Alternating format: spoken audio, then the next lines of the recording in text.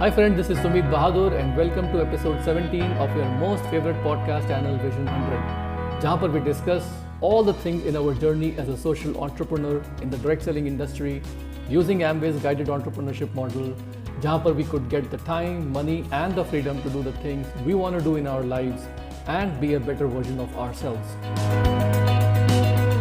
दोस्तों आज हम एक बहुत इंपॉर्टेंट टॉपिक के बारे में बात करेंगे जिसका नाम है इमोशनल इंटेलिजेंस EQ। स्टडीज ये दिखाती हैं कि 70% times people with average IQ they outperform those with a higher IQ। 10 में से 7 बार एवरेज IQ वाले लोग जो होते हैं वो हाई IQ वाले लोगों से ज़्यादा बेहतर परफॉर्म करते हैं in every area of life. और इसकी वजह सिर्फ एक ही है कि उनका इमोशनल इंटेलिजेंस EQ बहुत हाई होता है। इनफैक्ट रिसर्च तो ये भी दिखाती है कि 90% of the top performers in society are very high in emotional intelligence. यानी आप बिना हाई EQ के एक टॉप परफॉर्मर्स हो तो सकते हैं, लेकिन इसकी संभावनाएं बहुत बहुत कम हैं। कई साल पहले मैं एक आर्टिकल पढ़ रहा था फॉर्च्यून मैगजीन में जिसका टाइटल था वाई CEOs, बड़े बड़े कंपनी के जो CEOs होते हैं वो फेल क्यों होते हैं।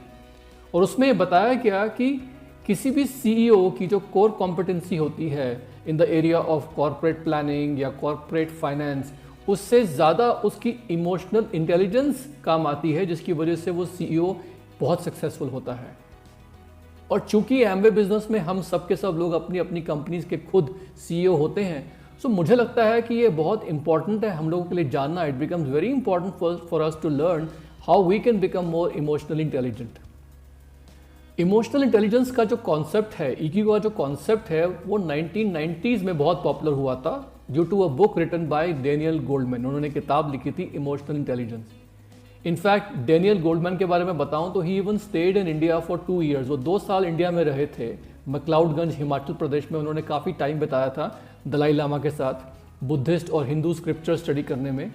और उन्होंने ये भी बताया था एक बार डेनियल गोल्डमैन ने कि जो बेसिक साइकोलॉजिकल एस्पेक्ट्स हैं ह्यूमन माइंड के, जो कि उनकी किताब इमोशनल इंटेलिजेंस का बेसिस बनी, they have all been explained in great detail in our 4000+ years old Indian scriptures of Vedas, Puranas and Gita. So this is not a new subject at all.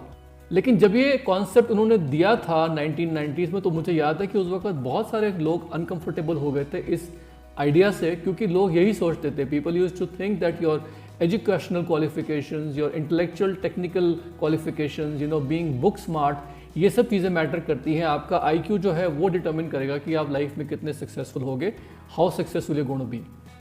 But research has proven otherwise कि there is a huge correlation between success in any field and our emotional intelligence. और emotional intelligence जो है वो सबसे strongest predictor है leadership का और personal excellence का।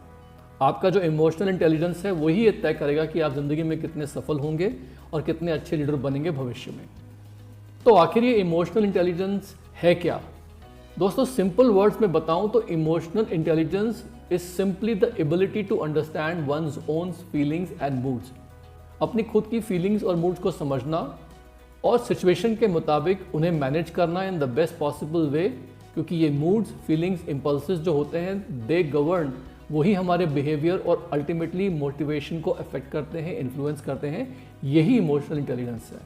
और इमोशनल इंटेलिजेंस में सिर्फ खुद के मूड्स एंड फीलिंग्स को रिकग्नाइज करना ही नहीं, we also have to understand and recognise the moods and feelings of people around us. और उसी के आधार पे, based on that, we should be able to communicate and work with other people effectively and help them to be more productive. यानी हम अपने आप को दूसरों की जगह रखकर उनके मूड्स और फीलिंग्स को पहचानें ताकि हम उनसे ज़्यादा अच्छे से कम्युनिकेट कर सकें, डील कर सकें, उनकी मदद कर सकें। यही इमोशनल इंटेलिजेंस होता है। तो इसमें हमारी सेल्फ अवेयरनेस आ जाती है, सेल्फ मैनेजमेंट आ जाती है, अपने माइंड को मैनेज करना, अपनी फीलिंग्स को पहचानना, recognizing ones feelings and regulating them and managing them, दूसरों के प्रति एम्पैथी, संवेदना रखना, bringing out the best in other people, दूसरों को बेहतर बनाना, in other words better relationships, better communication, ये सारी चीज़ें जो हैं वो इमोशनल इंटेलिजेंस में आती हैं। मुझे क्या लगता है कि सबसे अच्छी बात यह है कि आईक्यू तो हमारा एक एज के बाद बढ़ना बंद हो जाता है। कहते हैं कि आईक्यू जो होता है वो 6 साल की उम्र से बढ़ना शुरू होता है। It starts from 6 years and it peaks at somewhere about 17-18 years old and then it starts declining. But emotional intelligence जो होती है हमारी लाइफ में किसी भी एज पे, even beyond 65-70 years old, if you want we can still increase our emotional intelligence. This is what I like the best about it, तो हमारे एमवे बिजनेस में, in our Amway business, our emotional training, our EQ is a very important part of our education, training, development as a leader. And let's talk about this. Let's discuss this thing. दोस्तों, Amway business में जो asset creation होता है, जो residual pass on income होती है जिसे हम कहते हैं, that happens only when we build strong, sustainable teams of business leaders, buyers and sellers. और इन सब के लिए what we have to do is we have to find leaders and empower leaders, make them strong. हमें अपने leaders को identify करना होता है अपनी टीम्स में और उन्हें स्ट्रांग बनाना होता है, और हम जो होते हैं अपने लीडर्स को हेल्प करते हैं, अपनी टीम में लोगों को मदद करते हैं कि वो गोल सेट करें, they stay focused and they are able to overcome challenges. और इसके साथ साथ हमें उनके साथ अच्छी रिलेशनशिप्स रखनी होती हैं, क्योंकि अल्टीमेटली ये है तो रिलेशनशिप मार्केटिंग। अगर हम लोग अपनी टीम में अपनी बनाई हुई रिलेशनशिप्स को लेवरेज नहीं कर पाएंगे ठीक से, उनका पूरा फायदा नहीं उठा पाएंगे, and if we have to constantly keep replacing और rebuilding the relationships all the time, तो उसका तो कोई पॉइंट ही नहीं है ना। कभी कभी मैंने देखा है कि लोगों के नेटवर्क बनते रहते हैं और टूटते रहते हैं, बनते रहते हैं, टूटते रहते हैं, तो ऐसे बिजनेस का क्या फ़ायदा, कोई प्रोग्रेस तो हो ही नहीं पाता है। जब भी मैं देखता हूँ कि ऐसा बहुत बार हो रहा है, इसका मतलब ये है कि जो लीडर्स हैं उनकी इमोशनल इंटेलिजेंस जो है उसमें कहीं ना कहीं पर कमी है। मैंने यही देखा है दोस्तों कि इस बिजनेस में जो भी हमारी रिलेशनशिप्स और हमारी फ्रेंडशिप्स होती हैं, that is the biggest asset for us and that's also a biggest liability for us. सबसे बड़ा सुख और सबसे बड़ा जो प्लस पॉइंट है इस बिजनेस का वो है हमारी फ्रेंडशिप्स और रिलेशनशिप्स, और कभी कभी सबसे ज़्यादा सरदर्दी जो होती है वो भी हमारी रिलेशनशिप्स और फ्रेंडशिप जो बनती हैं इस बिजनेस में या बिगड़ती हैं उसी से हमको आता है। और हमारा बिजनेस जो है चूंकि it's full of feelings and emotions, तो कभी कभी मैं क्या देखता हूँ कि लोग इमोशनल तो होते हैं लेकिन साथ साथ ओवर इमोशनल हो जाते हैं, इमोशंस के बहाव में बह जाते हैं, भावनाओं के भवंडर में बह जाते हैं। And I have found out that if you are over emotional it can be very exhausting and you can become a hot mess. Friends, the road to success in Amway business is never a straight line. आप ये कभी नहीं देखेंगे कि कोई बड़ा leader बोलेगा, you will never hear a big leader say that I went straight to the top, I had success after success non stop, I never face rejections and everybody loves me. ऐसा कभी नहीं होगा, you will never hear somebody say like that. Success in our business is more like an emotional roller coaster of highs and lows, twist and turns. और होता क्या है कि जब मुश्किलात आती हैं, अप्स एंड डाउन्स होते हैं, तो बहुत सी बार लोग जो होते हैं नेगेटिव इमोशंस को डील नहीं कर पाते और उस वक्त जो है वो बिजनेस जो है वो उसको छोड़ देते हैं। Most of the time people are not able to face the challenges and failures and rejections and ups and downs in this business and they just quit और start doing nothing in this business and they just justified by the fact कि oh it's too tough. So दोस्तों, emotional intelligence is not about trying to avoid और dismiss negative feelings की जैसे वो exist ही नहीं करती है, बट इट मीन्स कि हम लोग उनको एक्नॉलेज करें, अंडरस्टैंड करें और मैनेज करें इस तरीके से कि हम लोग जो है लाइफ में आगे बढ़ पाएं। आपको एग्जांपल देता हूं, कभी कभी क्या होता है कि सम डाउनलाइन ऑफ आवर्स और team leader they can suddenly leave the business for example and we become very upset और वेरी एंग्री। या फिर कभी कभी क्या होता है कि हम किसी टीम में बहुत टाइम डालते हैं, we spend a lot of time in a team and then in spite of our efforts that team doesn't give the desired result। इतना हमें अनुमानित वहाँ से होता है कि इतना कर लेंगे, उतना नहीं कर पाते, तो उस वक्त क्या होता है ना कि हम लोग बहुत गुस्सा हो जाते हैं। लेकिन गुस्सा होने से कुछ नहीं होगा, because it will continue to make you feel bad. कभी कभी लोग क्या करते हैं कि अपने आप को सही ठहराने के लिए अपने टीम में लोगों को दोष देना शुरू कर देते हैं। People sometimes respond by attacking their downlines and that is also counterproductive because ultimately it will hurt your own business because लोग सोचेंगे अच्छा कल तक तो आप उनको अच्छा बोल रहे थे, now suddenly you are saying कि no they are not good and they are not good enough। So मैंने क्या देखा कि any time a situation like this happens, instead of you trying to respond in a negative way and you should take control of your emotions and stop and evaluate कि हुआ क्या। Perhaps there is something that you could have fixed। हो सकता है आपके लिए कुछ learnings हो, या हो सकता है कि you have to just say that look I can't make everybody happy all the time and just move on with the other people। मैं आपको एग्जांपल देता हूँ एक।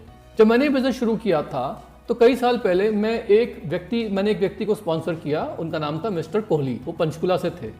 उनको मैंने जून में स्पॉन्सर किया and he registered in the Amway business just to use a shampoo and hand soap. उसके बाद 6 महीने तक मैं उनके साथ लगातार फॉलोअप करता रहा, रिलेशनशिप बिल्ड करता रहा, लेकिन उन्होंने कुछ नहीं किया। फिर सडनली उन्होंने मुझे अपने 2 दोस्तों से मिलवाया और मैंने उन दोनों को बिजनेस में रजिस्टर करवाया। उनमें से एक व्यक्ति थे डॉक्टर संजीव शर्मा। तो मिस्टर कोहली के साथ 6 महीने फॉलोअप करने के बाद, रिलेशनशिप बिल्ड करने के बाद डॉक्टर संजीव शर्मा को मैंने स्पॉन्सर किया दिसंबर में। और डॉक्टर संजीव शर्मा भी इस बिजनेस में आने के बाद 8-9 महीने उन्होंने कुछ नहीं किया, मेरी कॉल्स तक को रिस्पॉन्ड नहीं किया, क्योंकि वो बिजी थे, अपनी 2 क्लिनिक चला रहे थे और एक और बिजनेस कर रहे थे देवास में। लेकिन मैं पेशेंटली उनके साथ टच में रहा। कोई भी ओकेजन होता था मैं उन्हें कॉल करता था, कुछ ही चीज़ के लिए विश करता था। और मुझे याद है कि अगले साल उनको दिसंबर में स्पॉन्सर किया, उसके अगले साल अगस्त में मैंने 15 अगस्त को उनके घर पे कॉल किया था और उनकी वाइफ अर्चना जी ने कॉल मेरा पिकअप किया और मैंने उनको हैप्पी 15 अगस्त विश किया।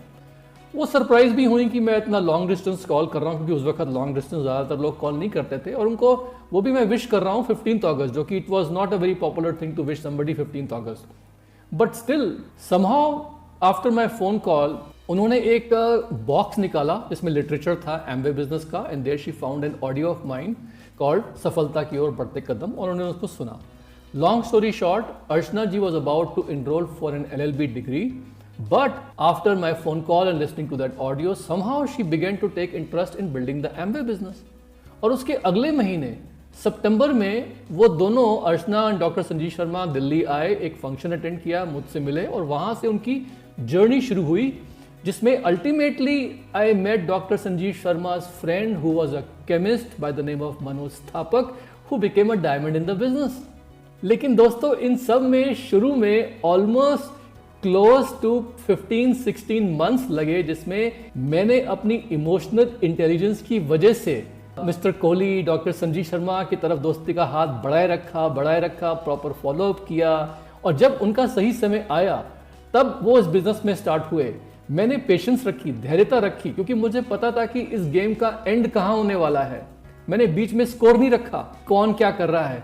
मैंने अपने इमोशंस को मैनेज किया, मैंने अपने इमोशंस को इन्वेस्ट किया। अगर मैं बीच में कहीं पर भी फ्रस्ट्रेट होता और टच में रहना छोड़ देता तो ये सारा बिजनेस नहीं होता।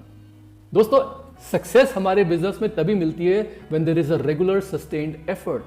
कभी कभी क्या होता है कि लोगों को कुछ इनिशियल सक्सेस मिलता है, इनिशियल मोमेंटम आता है एंड दे फील कि बस ऐसे ही चलता रहेगा। नहीं दोस्तों, you have to prepare your team for some sort of a reality shock of the future. जब वहां पर उनको चैलेंजेस आएंगे, we have to prepare their attitude initially to make them understand कि इस बिजनेस में delayed gratification works, ups and downs आते हैं।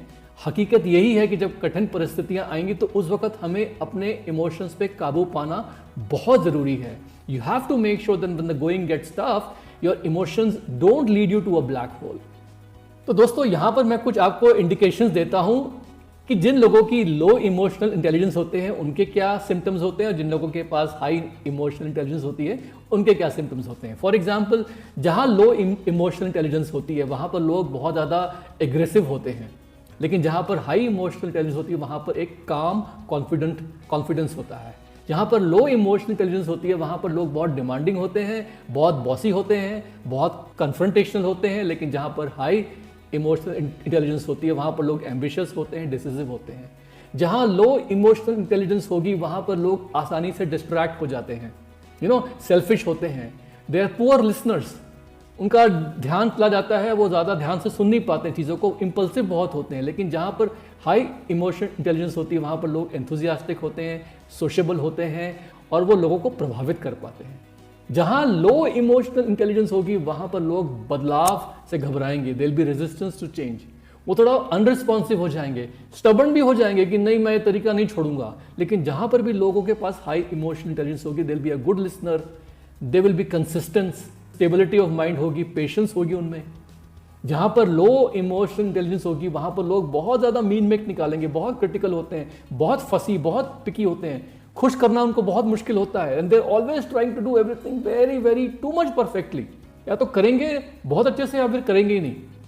लेकिन मैंने क्या देखा कि जहाँ पर हाई इमोशनल इंटेलिजेंस होती है वहाँ पर लोग डिटेल्ड तो होते हैं लेकिन फसी नहीं होते, मेटिकुलस तो होते हैं, परफेक्शनिस्ट नहीं होते, सिस्टमैटिक होते हैं, नीट होते हैं, केयरफुल होते हैं।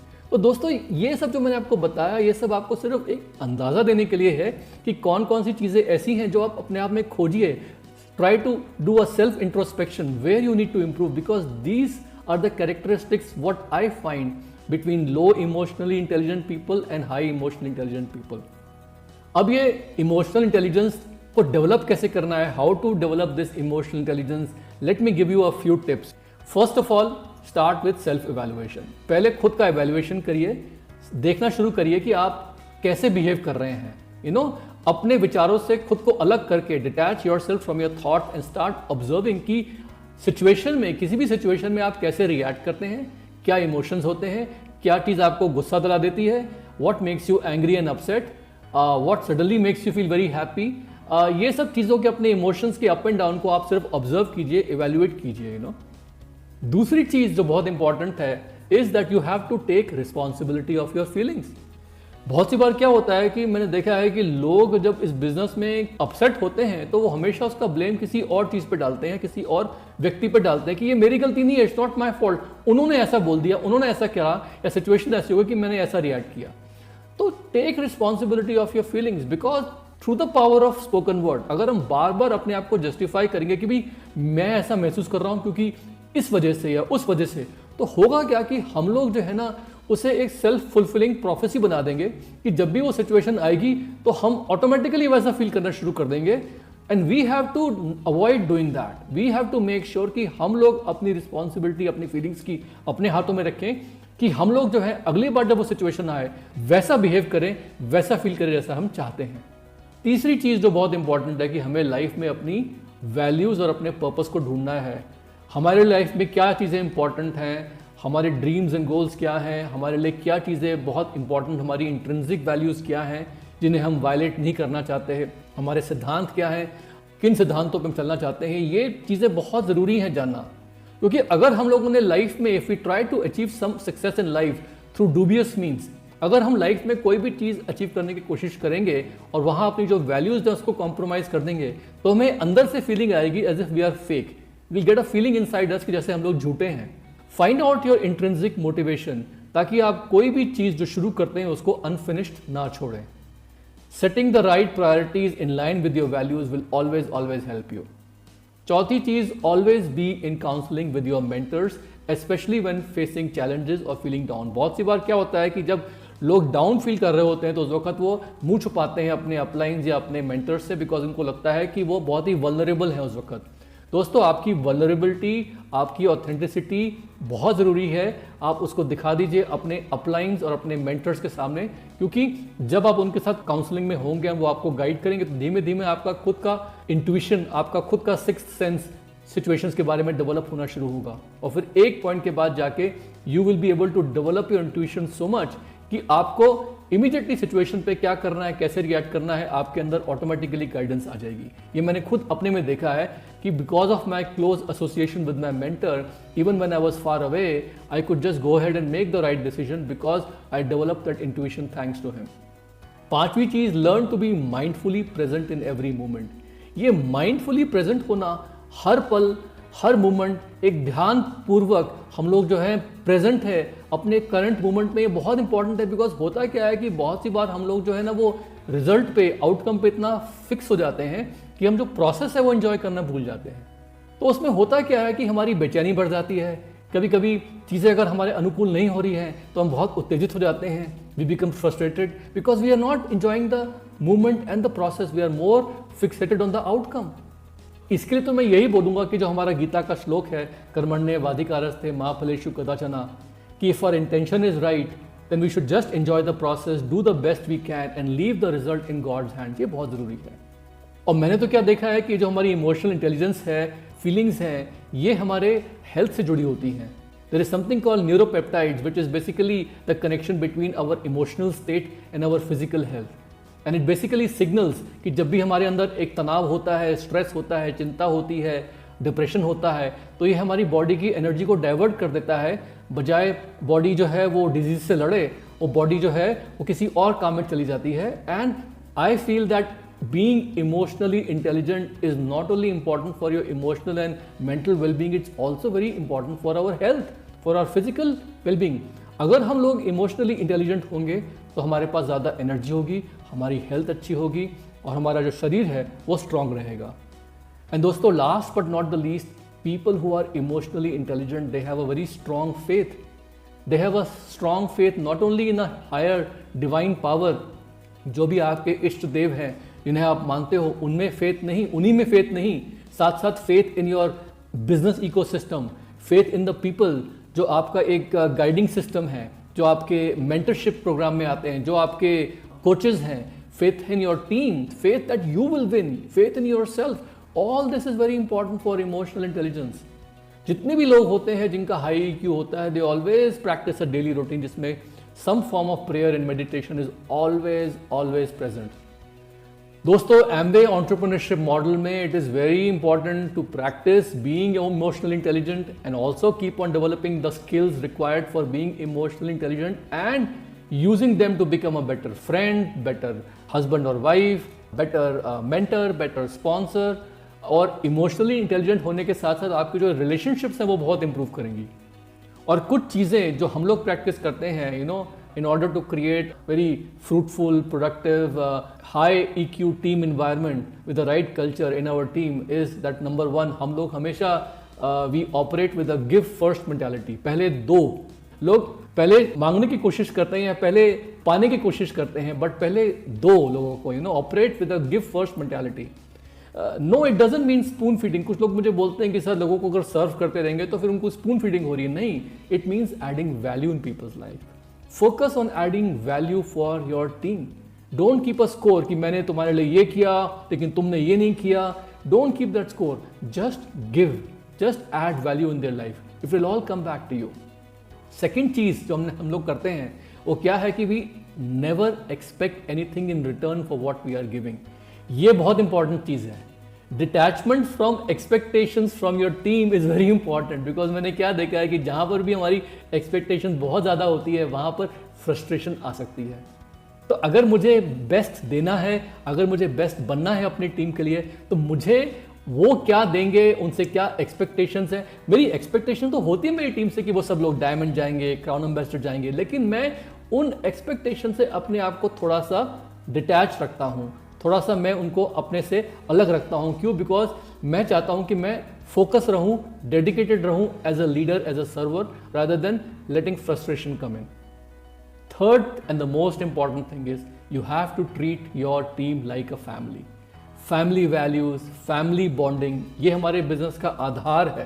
That is a strong point of our business. We follow something called the cardinal rules to make sure कि we don't mess up relationships. दोस्तों, हमारे इस बिजनेस में the team that we build, the community that we build, the bonding that we create which becomes like family, oh my God, that gives the biggest value and the biggest satisfaction in life. Because जब हम लोगों को देखते हैं कि उनकी life change हो रही है and they are part of our family, वो खुशी जो होती है हमें जो मिलती है, that no money can buy, and that team becomes rock solid. So make sure that you treat the team like a family. Treat your kids as if they are the downline and treat your downline like as if they are kids.